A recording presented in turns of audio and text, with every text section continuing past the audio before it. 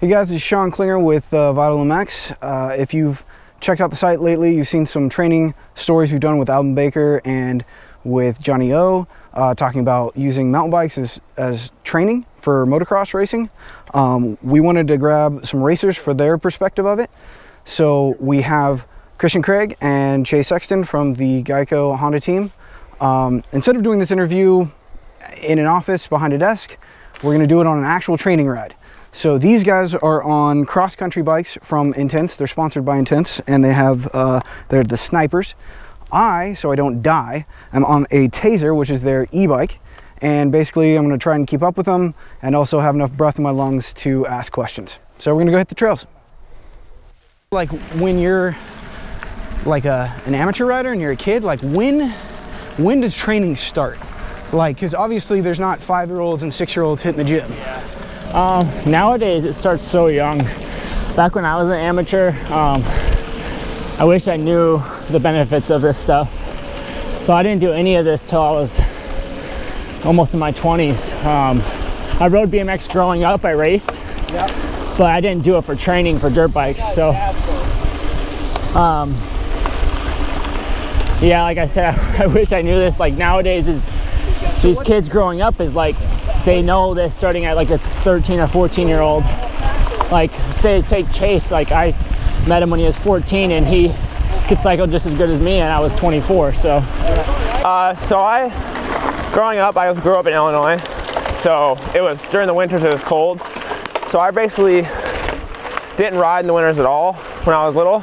I rode indoor tracks, but I started training when I was probably 15. And was that you, or was that like a coach, or was that, I mean, like, it was just my dad and I had like a kind of a gym trainer, and so basically I would just do, up until when I was probably 12, I was doing like 400 push-ups and sit-ups a day, and that was my training. But then I started going to the gym when I was probably 14, just light stuff, and then I got a trainer when I was 15, and from there on I've been training, and I think it's awesome. I love the training part of our sport and mountain biking, obviously. But so that leads me to my second question, is basically like, some people see training as a necessary evil, but some people actually enjoy it. So yeah, you're one of those that... Oh, I like it. Yeah, I mean, there's obviously times that it gets old, but for the most part, I like it. I love riding my bike and going to the gym and just the whole thing.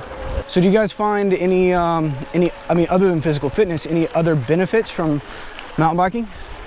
Like line choice or anything that translates to the motorcycle? The biggest thing on mountain bike is I think it helps with supercross, especially going down. You gotta, you know, like these bikes, they're front end pushes, so, or any mountain bike, so you gotta be on it, and you learn quite a bit. And like I said, I grew up riding bikes, so this has always been fun for me. Anything you learned the hard way you think that maybe amateurs coming up or serious weekend warriors could take away without making the same mistakes? Yeah, I think a lot of people overdo it nowadays. They think that riding moto and then going straight to a 2-hour bike ride or straight to the gym and then like feeling beat at the end of the day is a good thing, but if you got to ride the next day, it's not. You really learn that rest is the best thing for you. So I've done both, to where I felt like I needed to go on a bike ride just because my competitors were, and I had to do 2 hours just like them, but everyone's different and you got to find what works best for you. Do you have any, other than mountain biking, any other cross-training activities that are still workouts but fun? Like I know some guys in the Midwest where there's lots of lakes and stuff, they'll do, you know, jet skis or something. I've never done the jet ski stuff. My thing is more like, I don't have time to go have fun with like the training. You either do your work, you make it enjoyable, but it's your job at the end of the day. So we're about to go down a pretty steep hill.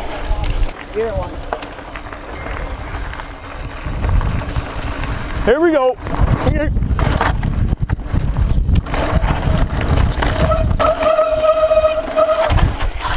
haven't been down this. Oh God.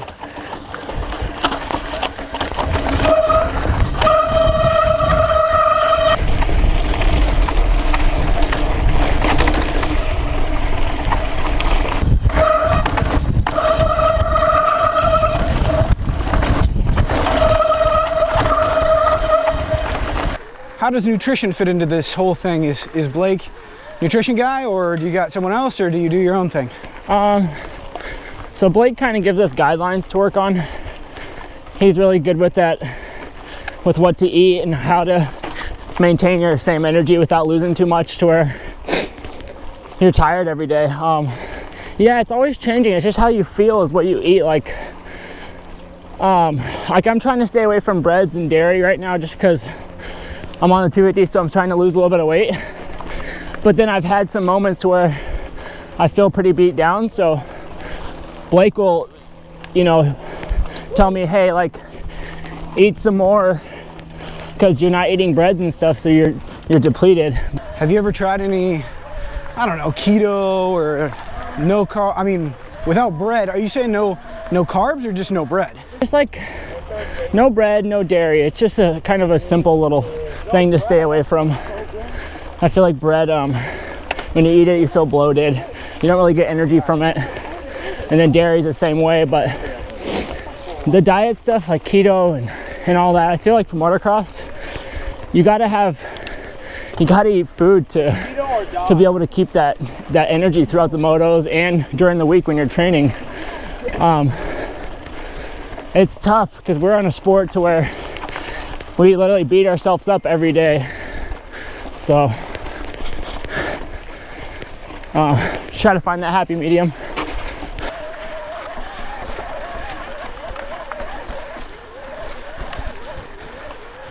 Oh man, this is so cheating. Chase? Yeah. How's the nutrition stuff for you? Why is everyone laughing? Tell them the truth. Tell them about the fig bars. I'm still only 19, so it's kind of, I still eat a little on the bad side, but I've gotten better for sure. Hey, Jeffrey Hurlings has that those Flip McFlurries right now. Yeah, bro. If you're good on a dirt bike and you can last 15 plus 1 in a supercross race or 30 plus 2, I don't care what you eat. If you're winning, it don't matter. But no, but I've definitely have my snacks that I like, including fig bars, but trying to cut back on that. I'm getting too tall to be able to eat whatever I want because I'm starting to get heavier, so. So, switching gears a little bit, talk about Supercross prep, how things are going. So, is there anything that you could talk about what you're working on right now as far as your bike, testing parts?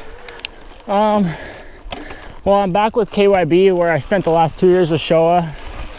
So that's one thing I've changed. Couple of things. I'm just coming off a knee injury, so just trying to get back in the flow of things. This is my 6th week back, so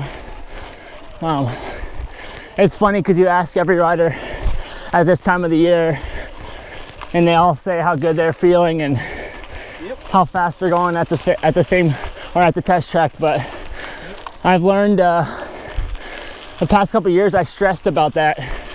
You stress about the times of the practice track, and I learned that it doesn't matter.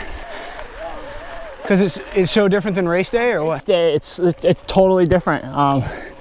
The guys that are fastest at the practice track become one of the slowest almost in a way, but it's just funny how I'm just looking at it a different way right now. I'm coming in, I almost want to come in under the radar. I'm fine without being the fastest at the practice track as long as I feel like I'm giving it my all, and I'm making improvements each day and I'm happy with that. So it's funny though, it's like just learning stuff every year. I do feel like mentally I'm in one of the best positions I've ever been. just with my confidence,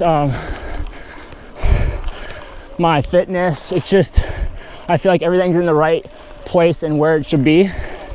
So I don't want to come in overconfident, but I expect to fight for a championship this year. Bonkers! Woo! Woo! All right, let's get down to this hill before it gets dark. This actually turned out pretty nice. Like the weather's sick. Yeah, it's perfect. Yellow. Way too slow, dude. Go faster. Go faster. Woo.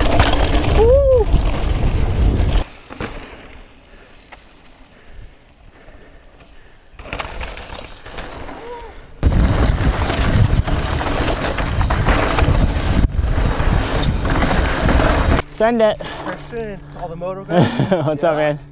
You guys are epic. Good? No, I'm first.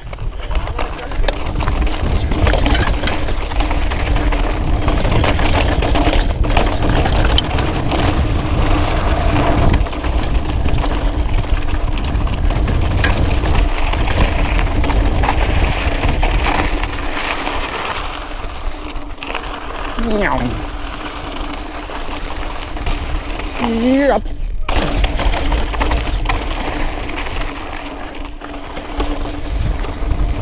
Hit.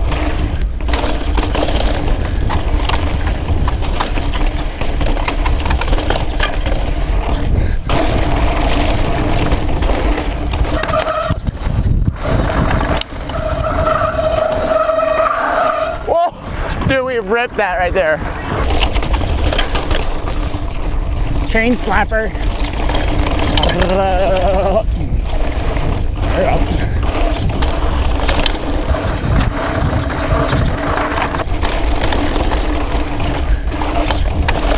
Double. Yeah.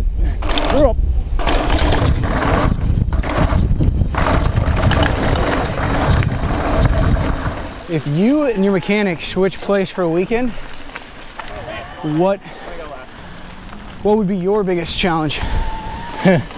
Like working on a bike if I was a mechanic? Electrical stuff, mapping. Because I feel like I know how to, I've pulled motors, I've done suspension. So like if the mapping was a little off or the bike was cutting out, electrical stuff for sure. What would be his biggest challenge? Everything. I think Chase knows how to change an air filter, but that's about it. And oil. I can do like the day stuff. He was amateur. I had to prep his bike for him, so we'll just let that speak for itself. What would be your inspirational message on the pit board for your mechanic? Like, it would have to be something motivating, because when you're tired in a 30-minute moto, the last thing you want to see is like Push? Yeah, push or go harder. You want to see something like, You got this? yeah, you got this, or like believe in yourself. Something that makes you like kind of reset and push harder instead of, I don't know. It's tough because like mechanics, they know kind of how you're feeling, but then they don't want to say the wrong thing. So luckily you kind of build a relationship with your mechanic to, they know what to put in. What was the best thing that you've seen on a pit board? P1. No,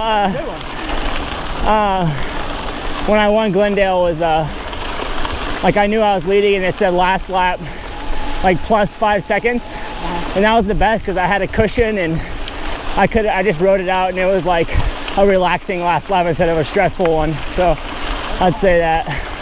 I ain't a crazy baby. How we got here.